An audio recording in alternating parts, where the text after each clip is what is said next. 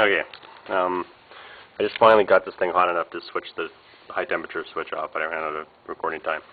So right now what I'm doing, I got an ice pack on this to cool it back down to test it. So right now I've got it on, both lights are on, but I have no voltage going to the heater. And see, I'm following this line in, going into there, and I've got that on the outlet of the relay, and I can't really see it.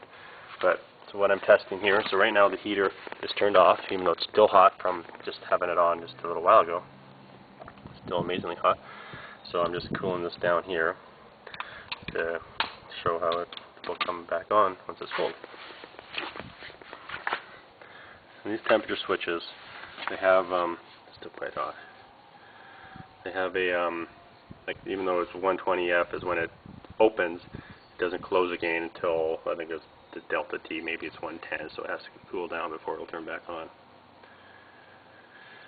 So like I say, that's showing that we still got the system energized, the waste veggie oil light on, and like I said, I'm following this power line into the relay, and I got that jammed in there. So let's just cool her down.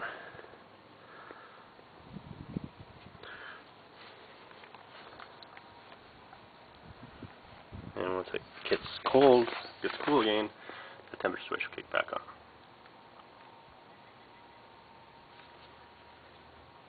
Yeah, the tube's still quite hot. So it's stored a lot of heat, and like I said, I did remember I'm going to wrap some insulation around this so it'll be a little fluffier when you see it.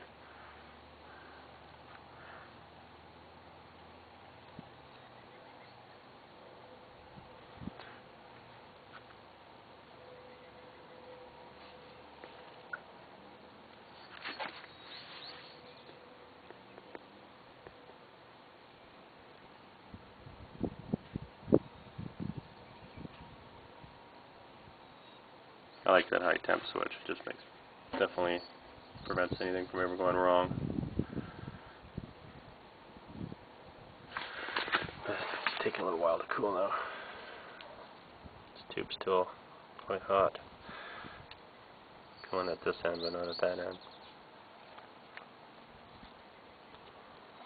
Don't want to get everything all wet either.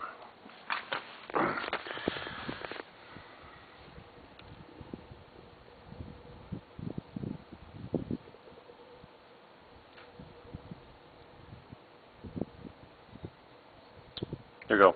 Just heard a little click. Now it's back up to 12 volts. See that? So now this heater's back on heating.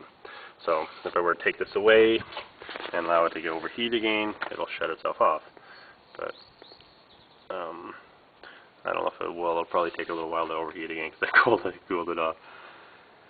But that just shows you basically how the temperature switch works. I'll let it go for a little bit here to see if it'll overheat again, but I suspect it will take a while to heat that back up.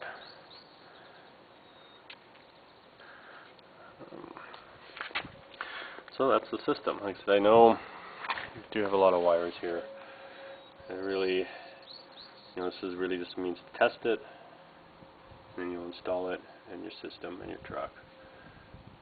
Obviously, if I were to do this from scratch, I would install it in the system while I'm wiring it.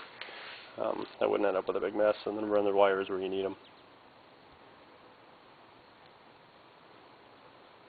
I'm just going to see if I can get that thing to overheat, but probably took quite a while last time.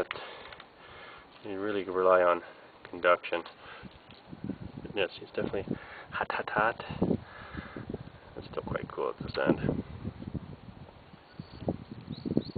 So I was actually thinking about maybe moving this up a little bit closer, but being that it did cut off like it was supposed to there, just took a little while. That's what we want. Let's do what it's doing. Next, I did have to get quite cool for it to shut back on. Turn back on. Yeah, I'm not going to be able to hit over temperature. It's still cold. It takes without the seal flow, you're relying on conduction. But that shows that it works. Bye bye.